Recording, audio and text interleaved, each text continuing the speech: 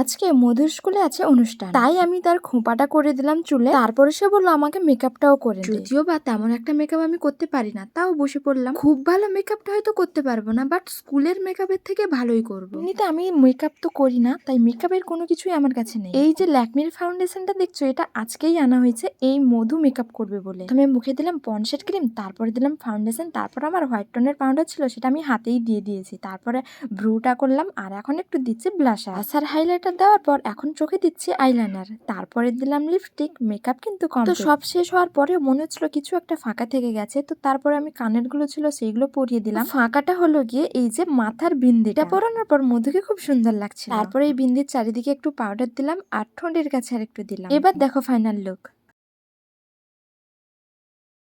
এবার তোমরা কমেন্ট করে বলো ফুল মেকআপটা কেমন হয়েছে আর মধুকে কেমন লাগছে। দেখা হচ্ছে নেক্সট ব্লগে। আজকের মতো সবাইকে টাটা।